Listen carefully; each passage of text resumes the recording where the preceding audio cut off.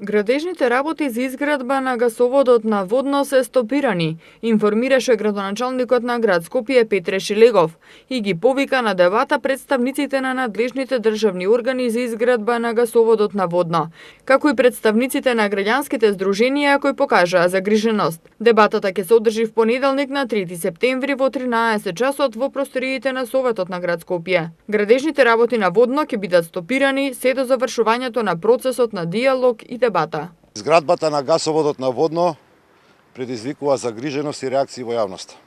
Сакам да потенцирам дека пред почетокот на градежните активности претходеа интензивни разговори со активистите и здруженијата на граѓани, во кои разговори се бараа заеднички, алтернативни и компромисни решенија. Токму како резултат на овие разговори успеавме да издействуваме намалување на ширината на трасата од 25 на 10 метри, како и измени на трасата во 4 километри.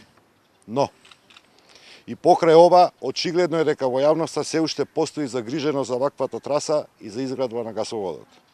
Јас, како градоначалник, не можам мирно и немо да го наблюдувам овој процес и да не го слушнам гласот на јавноста.